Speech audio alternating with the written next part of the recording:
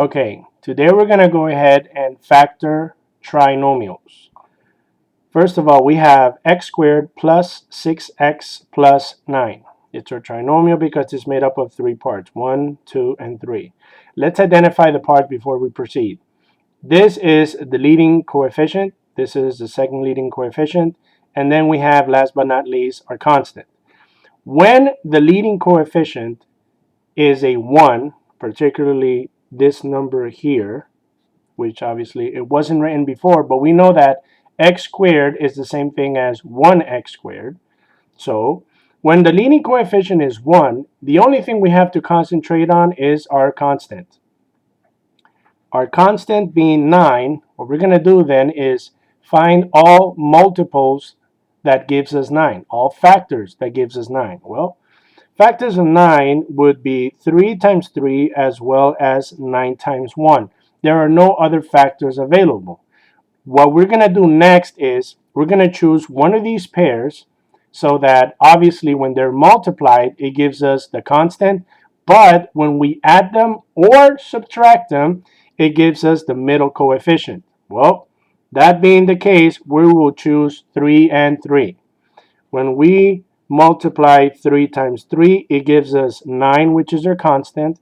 And when we add 3 plus 3, it gives us 6, which is our middle coefficient. Now what we can then is go ahead and proceed to write our sets of parentheses and begin factoring.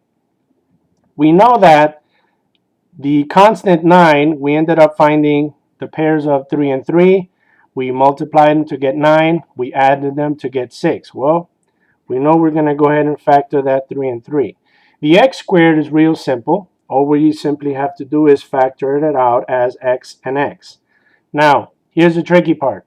Some people might say that this is a trial and error method. This is not the case. All we're simply going to do is go back to our trinomial.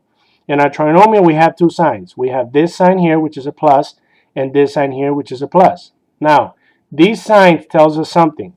The first sign here tells us that because it's a plus, it means that both of these signs will be the same type of sign. Whether they are both positive or whether they are both negative, it remains to be seen, but we know they're both going to be the same thing. Well, this sign over here now tells us what type of signs they're going to be. Since we know that both signs are going to be the same, they are both going to be positive. Plus and plus. We can then go ahead if we want to check by using the FOIL method.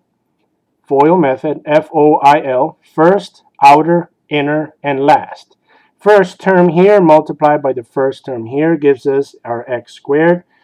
O represents outer terms. Well, the outer terms are going to be this one as well as this one over here. And x times 3 gives us a plus 3x. Our inner terms are the terms that are closest to each other, which are 3 and x. And when we multiply that, we get 3x. And then our last terms. The last term for this binomial is a 3. And the last term for this binomial is also the 3. 3 times 3 gives us a positive 9. When we combine the like terms, which are here, we end up with x squared plus 3x gives us 6x plus 9. We have then go ahead and checked our process from the beginning using the factors of 9, whether we multiplied them and then we added or subtracted them to get the middle term. We factored out. We went ahead and used the FOIL method to check our factoring, and we ended up with the answer that we started with.